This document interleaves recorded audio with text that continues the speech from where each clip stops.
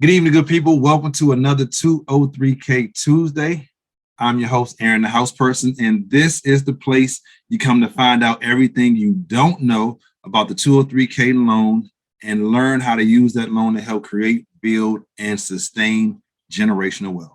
So I know, it's been a while. It's been a while. Although I can't see you, I'm excited that you're here. I thank you for just coming back to the channel, checking out the old footage and, learning from the previous guests that I've had on the show. Look, I haven't been gone just because, I wanted to be gone, right? Been going through some things, life issues, working with my clients, building, relationships across the country. And yeah, it's just been a few months, man. I took quite a few more months off than expected. It was not supposed to be this long of a break, but I'm back.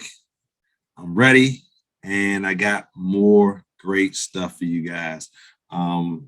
Shout out to the folks who've reached out to me and said, "Hey, I learned something." I've had some people, of course, leave comments, but I've had some people hit me direct on IG. Some people send me emails. Some people just reached out and called me, right? In fact, I'm actually helping a few people now. It's a guy, he is relocating from Puerto Rico. I love that place, right? Relocating from Puerto Rico out to the West Coast. And he was like, "Hey, Aaron, can you help me assemble my team?" I most certainly can. That's what we're here for. Like, that's what we're here for. We're here to educate you about the 203K loaning process and then walk you through that process as best we can from start to finish, right? I may not physically be in that state because, again, I'm a licensed realtor in DC and Maryland, soon to be Virginia. I say, you know what, I've been kind of ducking it, but I'm gonna go ahead and get the V so I can complete the whole DMV situation.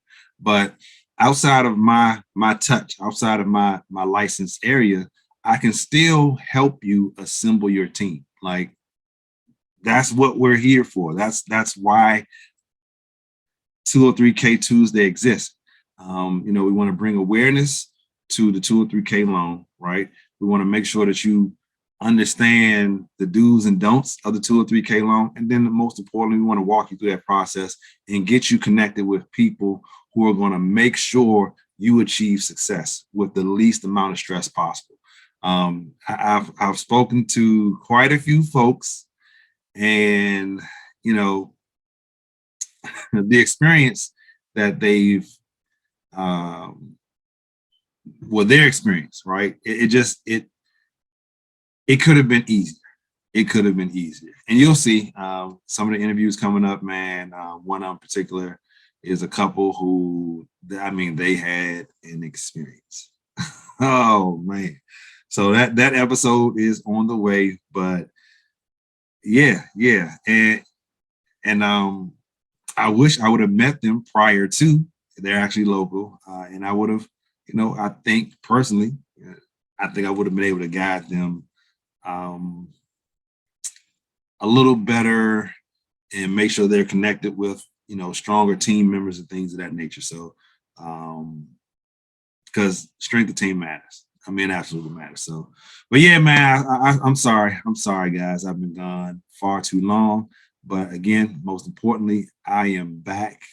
I am here to stay, and I'm going to be delivering some great content. I'm biased. I think it's great content, right?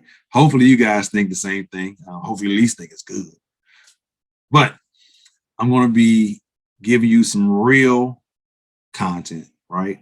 The real facts about the process, introducing you to the industry partners around the country. And again, that 203K starting five, that starting lineup, right? You got your realtor. That's your number one pick. Don't let anybody tell you anything different. That's your number one pick, all right? And I say that, and not because I'm a realtor, but I say that because that's the person you're going to spend the most time with. Like, that person is going to be sending you listings. That person is going to be opening the doors for you. That person will be preparing your paperwork. And hopefully they will be with you after you actually close until the point where you finish the project and moving into your house, right? So your number one draft pick is that realtor. And most importantly, they're going to refer you to the other industry partners that are strong as well, right? So your realtor, your loan officer is your shooting guard, right? Realtor is your point guard, loan officer is your shooting guard. That 3 position is your your small forward. That's crazy. We in March Madness, or just missed March Madness. I should know. But that small forward, that person is your HUD consultant. That's that swing man going between you and the contractor, and the bank and the contractor, looking out for your interest and the bank's best interest the entire way. That 4 is your contractor, the old school contractor, power forward, the old school power forward that is in the paint, getting it done, right? Swinging that hammer, I mean, hey, that's more like a sledgehammer, whatever. And then that 5th position is going to be your title company, like that center, looking out for your best interest the entire way, protecting your interest, right? So I've been talking to different people across the country and just building that referral network. So when folks do reach out to me like they have been doing, like I got a call from a guy in Detroit. He's like, hey, I'm trying to refinance and renovate my house. Me and my mother. Not a problem. We'll put that team together for you. We will not necessarily put the team together for you, but we'll get you the people for your team and then allow you to select them. I'll pre-screen them as well. We can pre-screen together, but it's about building that strong team. So it's been good. It's been good. I've been learning a lot since I've been off. And again, the more I learn, the more I can teach, the more I have in my pitcher, the more I can pour into your cup, right? So it's been time off well spent, to say the least. So that being said, I don't know if you saw part 1, episode 30. If not, you need to go ahead back and check out part 1. But this is part 2, 203K complications part 2. Man, complications. It's not just smooth, just, you start and you finish and no hiccups. No, that's not how it goes, right? And it's definitely not how it goes depending on the strength of your team. So again, you're going to always hear me say strength of team matters. The more I've spoken to other people and heard their stories, the more I just realized more and more and more and more that you're only as strong as your weakest link, right? And so you want your team to be as strong as humanly possible. And I don't mean like physical strength. I just mean strength right here, experience, knowledge, wisdom, and compassion, because this is a process. It definitely is a process. But yes, we are at episode 31. Welcome. I appreciate you guys for sticking it out and, just hanging around waiting. But 203K Tuesday is back. And I want you guys to go through this episode. Again, if you haven't seen Complications Part 1, go ahead and go through that one. Complications Part 2 is a culmination of previous guests. And, that question I asked them, so like, what was the most difficult 203K process or loan that you've worked on? And, you get to hear their stories because you get to learn from other people's experiences. So that way, when you decide to go through your 203K process, you can kind of remember like, oh, you know what? I remember such and such said that this happened, so I should do this, because even though we put together a strong team, it's very critical that you are as educated as possible as well. So without further ado, because I've been talking to y'all a lot right now, so, but thank you for listening. I appreciate you. But without further ado, let's go ahead and get to 203K Complications Part 2. And I'll see you guys on the other side. Oh, so what was the most complicated 203K loan that you've done? Most complicated. And that could be from the standpoint of your side with the paperwork and, handling all the financials, or it could be from the side of just that entire process of, the renovation. So I think the most complicated one is one I'm working on now. And the reason is the borrower did a 203K on a house and he found another house that was a better opportunity. And he's doing a 203K on that house. and we're refinancing the other house into an investment property simultaneously with doing the new 203K. Okay, so I guess you're not too busy right now. And the craziest thing is, you know, we got the refinance in first, but they didn't assign it to an underwriter that does renovation loans. So we have two different underwriters we're dealing with because the one doesn't do renovation loans. So it's a lot of moving parts. Both appraisals are in, everything's going forward, contractor, work right up, everything's done. So it's very much on its way, but I don't recommend doing that if you can avoid it. What would you say is the most challenging part about the 203K process? Oh man, the most challenging part I think is managing people's expectations, setting their, I guess, process and plan up for success is difficult because a lot of people are watching these HGTV, you know, rehab shows and Property Brothers and everything else, and they have these ideas that things can go off just smoothly without very few problems or you know, bad situations that happen. But no matter how well you set up your process, no matter how well you set up your team, no matter how well you think you've thought through every single possible scenario that could go good or could go bad, always comes up. Some speed bumps, life happens. And so I think setting people's expectations for what should happen and what could happen, and how things are really going to happen with all the life speed bumps is quite a bit of a challenging thing. And plus, you know, you've got a whole bunch of moving pieces of the puzzle. You've got a whole bunch of moving parts going on with the 203K. And one of those moving parts, when they get out of whack, I mean, it can really throw off the whole thing. So there's a lot more work and time and effort involved in helping a real estate client go through a 203K process. Okay, so if I heard you correctly, HGTV, the part that they edit out is the part that you have to actually inform people, hey, it's not as, you know, glamorous as what you see on TV. There are some, as you said, some speed bumps, some peaks and valleys along the way through this process. Yeah, it is. And they're just reality TV shows. They're not real. It's not real life. It's what could happen. And, you know, there's an article that I read online, and of course you have to believe everything you read online, right? But this one article was really interesting because it interviewed the homeowners that were part of these rehab TV shows and what their process was like and what their home was like afterwards. And all the homeowners that were interviewed were saying that you can't believe the piecemeal work that they put together my project in my home just to make it look good for the cameras. Things were barely held together by super glue and Scotch tape. And we had to pretty much redo our entire kitchen remodel after they were done. And we were stuck with it because that was part of the agreement on the TV. So, you know, what you see in TV isn't really always what happens in reality, because, you know, you don't see these contractors, you know, necessarily getting hurt or someone having a baby or someone getting in a car wreck or materials being delayed or something. So people have these bogus, I think these false expectations based on what they see on TV. And it kind of ruins the process a little bit for what really happens in the real world. But once you bring people down to what really can happen, you know, they want to go up here where it's like, oh, wow, I can do this and I can do that. But then you have to set their expectations and bring them down to normal level. And then it's like, oh, this is reality. And now this is really where it gets a lot of fun.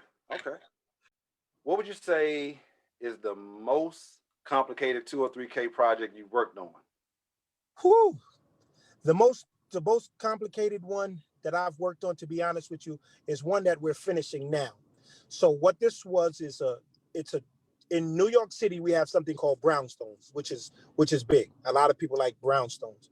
So these brownstones are buildings that used to be something that you could pick up for $50,000 that now are over the $1 million mark. So the issue I had with this brownstone is that we add an addition to this brownstone. So pricing it prior to what it costs finished puts me underwater. So basically I had to add more into the property than what the 203 process allowed me to do. So that's a story that I can start from top to bottom. But basically what I tell all 203 contractors, because I also consult to a lot of different contractors that don't understand the business to let them know, because it can go I call it 360 degrees very fast if you don't know exactly what you're doing or understand the process. Okay. Okay. Huh. So you said had to man. So basically, basically what happened in this project is just think of a mortgage. Think of your mortgage, you're buying a house and it goes underwater. The 203 process could go underwater as well. Some people don't understand, they don't understand going into it. As we continue to go into it, they don't understand line items. And you have to make sure your contracts between yourself and the HUD consultant is tight. If it's not tight, you could be in trouble. And my contracts are normally tight. The issue that I did is I'm a homeowner and a renovator. So what that means is if I see something that needs to be done, I'm going to do it. I don't leave it for chance. And that was the problem with this project. I continued to just do all the problems that came arise, do, which I shouldn't have. But okay, so expensive learning is an expensive learning period, but it was good for my company because we learned a lot on this project. And this project is going to be basically what we call our advertisement. okay. So what I just heard was you are someone who wants to make sure you are doing quality work. And in this particular case, you wanted to make sure the work was, done right to the point where it actually went above the budget or above, what you were actually getting out of this situation. Did I sum it up kind of? You hit it right on the nose. Okay. That's exactly what happened. Okay. That sounds like some real good integrity. I like that. Yeah, I mean that's what we stand by. We're one of the few companies that don't run away. I don't run away. I've only had one bad 203K, well, two bad 203K bad experiences, and that's because of the homeowner more than myself. But I take the blame on it because these are some things that you have to know. But as I tell everybody in the 203K, the process of it, all of it is the same, but each individual project is different in itself. 100. So what would you say is the most complicated 203K that you consulted on? I have a lot of contracts where there's several banks that call me to come in and rescue 203Ks that have gone astray. Caliber Homes is one of them. Homebridge is another one of them. These guys are certain loan officers in those banks. Typically, they're either the senior loan officers or the actual head of the entire national division. These people will call me and say, look, Rick, we got a job that's just falling apart. It's a mess. Things aren't getting done for whatever reason. Things weren't done the right way. Things like that. The job has been going on for a year. We can't seem to close it out. Things like that. So they'll call me and ask me to go in there and take over for whatever consultant was running the job at the time and try to rescue that project. And almost always with these projects, it's almost always the reason is that the SOR, which is your scope of work, that's the paperwork that I write for the job, was not written correctly. It was too vague. And it was left open to misunderstandings. It would have a statement in there that says, renovate kitchen, $10,000. And the homeowner says, well, we were supposed to get tile backsplash, under cabinet lighting. We were supposed to get crown molding. And then the contractor said he wanted an additional $3,000 for that. But he told us it was included in the loan, but it wasn't in the paperwork. So he didn't have to do it. And he wanted to take money out of the change order. So we got into a big fight and we fired him. And then the job sat for months and months while they went through arbitration and they argued and they fought and it went back and forth. And then the bank called me and said, well, what's the problem, Rick? And I said, the problem is that the scope of work was written too vaguely and that nobody knew what was really supposed to be happening in this job. And that's the difference between myself and some other guys that do this is that the way that these 203Ks are supposed to be done, the consultant is supposed to write the scope of work for the job without the help of a contractor. So when I go in, I write the SOR without the help of the contractor, and then the contractor fills in the prices based on my scope of work. The problem that a lot of guys started doing is they would get very lazy and they would say, well, I'm not doing anything until you send me the contractor's estimate.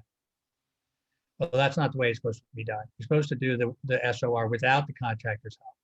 And so what happened is they would have the contractor send it over in a Word document, and they would just copy and paste the language right out of the guy's estimate right into the SOR, and then send it off for as a scope of work. And almost always that's what happens. It was always a poorly written scope of work, or the consultant not having the wherewithal. A lot of the consultants came into the business as home inspectors.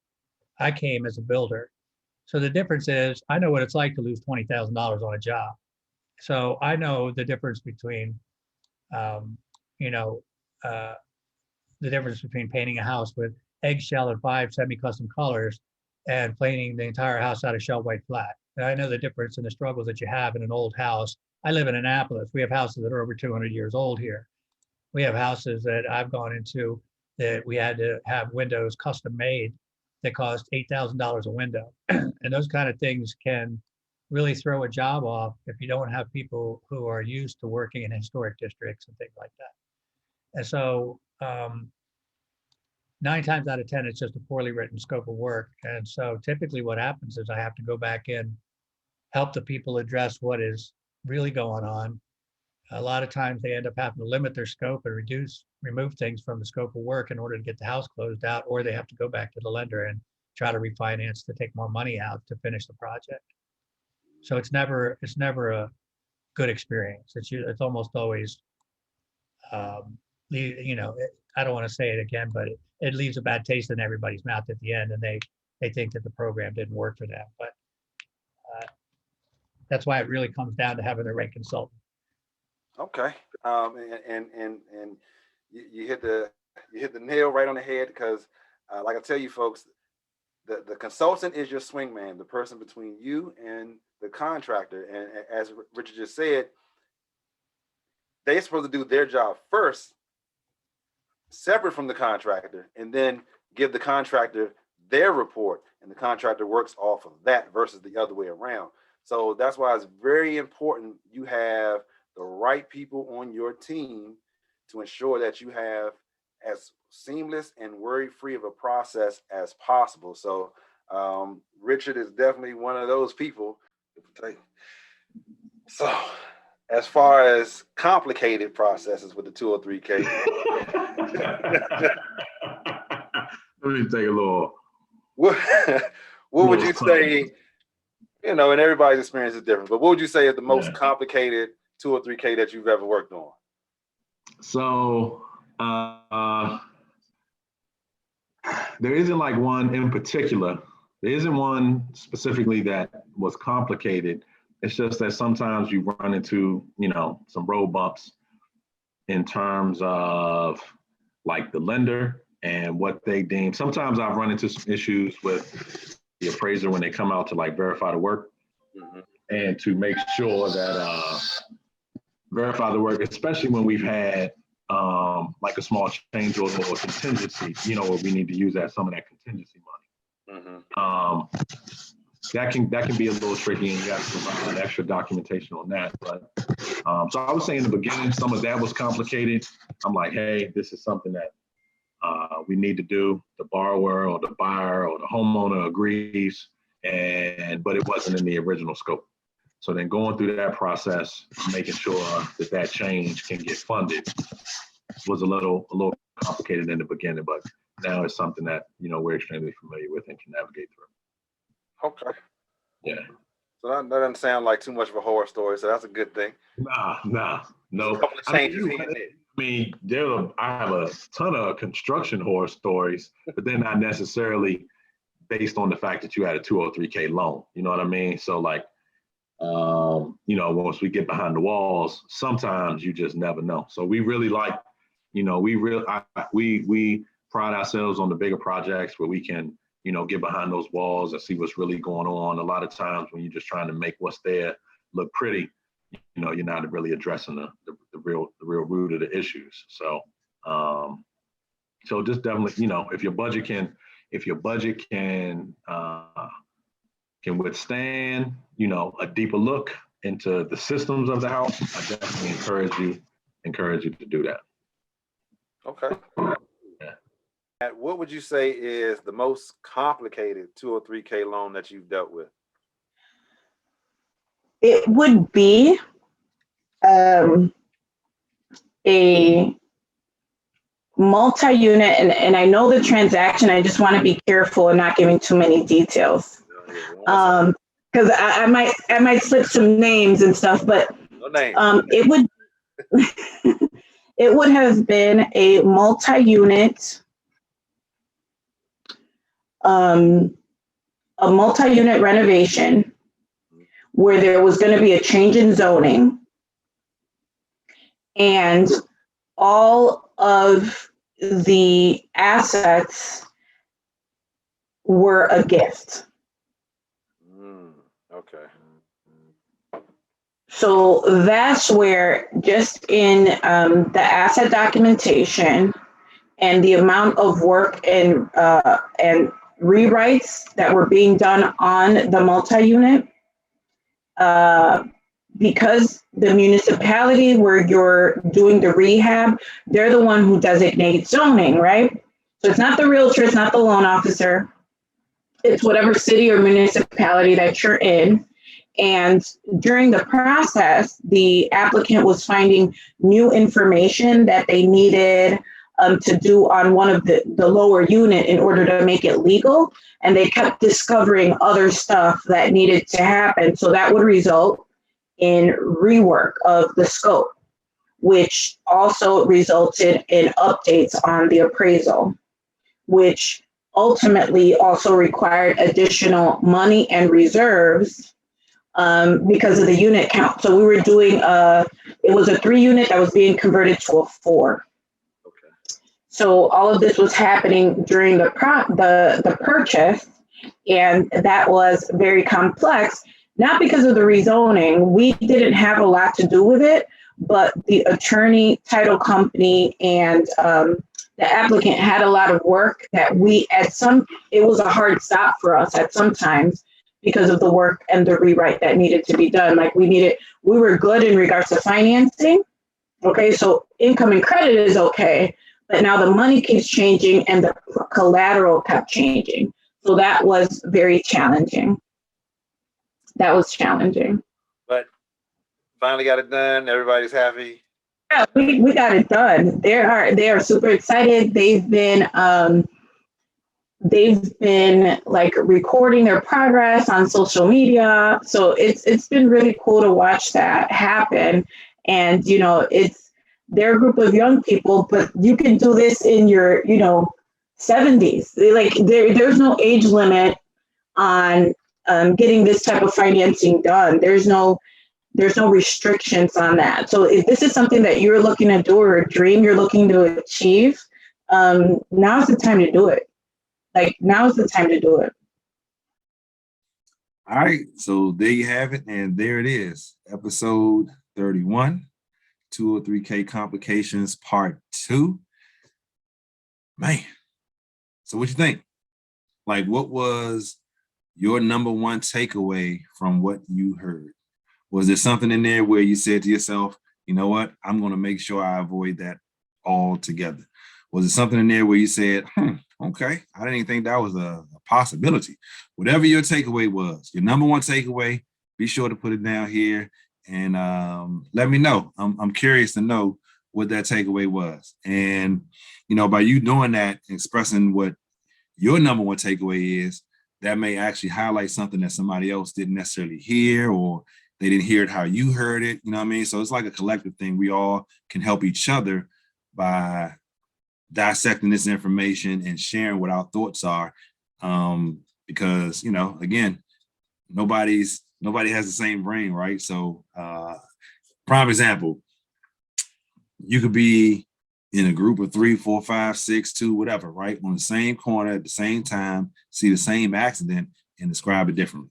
Because one person had, the peripherals, they saw something, another one was straight on, another one just heard it, turned late, another one was on the phone. Like, your experiences are going to be a little bit different, right? So whatever your number one takeaway was, please put it down here below. Let folks know, and let me know, because I definitely want to hear about it or read about it, and chime in on it, because your voice matters. All right, it matters. But yeah, man, that's it. Look, be sure, if you haven't done so, to subscribe. All right, be sure to share, and I appreciate it. I appreciate all the shares that I've received. I thank you in advance for the shares that you will start to do and be doing now, right? Because by sharing, it gets the information out there. And again, I think this is quality information. Hopefully you believe the same thing. But I've watched a lot of different videos, and I've seen a lot of things 203K related, because I like to research, right? I think that I call that one of my superpowers. You know, if I don't know the answer, I'm going to go find the answer for you. That's just like one of my superpowers. I'm going to find out. I'm not going to not know. Like, I'm going to figure it out. But more importantly, I'm going to figure it out because I went and asked enough people to put the pieces of the puzzle together. And okay, boom, I got the whole picture now, right? But I've watched a lot of 203K videos from a lot of different people in a lot of different areas. And the vast majority of it is really good information. Some of it is a little off, you know, some of it is missing some things, you know, but it all matters. It all adds to the pot. But what I wanted to do here was make sure that, you know, you guys had some rock solid quality information.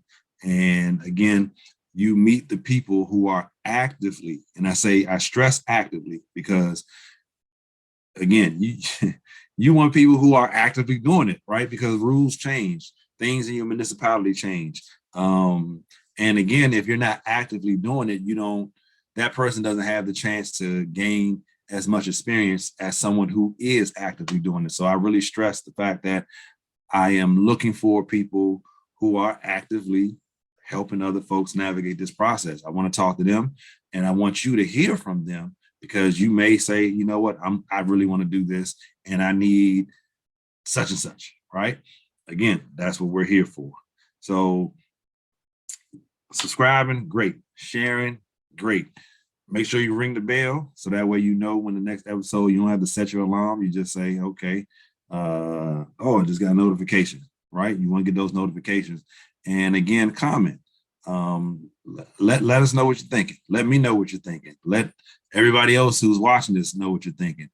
And you know, when you guys are ready to get your 203K done your way, right? 203K Tuesday, reach out.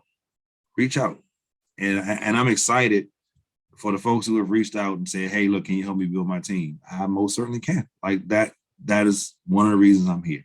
You know, again, it doesn't matter that I'm not in your state. You know, again, licensed DC, Maryland, soon to be Virginia. But as far as like assembling your Avengers, right? Your starting lineup, your 203K starting lineup, that's what I'm here for. So don't be shy. It's okay. Reach out. Reach out and no, I'm kidding. If you see past episodes, you know I might break out in the song from time to time. It's hilarious. It's funny to me. Hopefully, no, don't even worry about it. Anyway, all right, man, that's all I got for y'all for this 203K Tuesday. And I'll see you. You'll see me. We'll see each other next week. Signing out.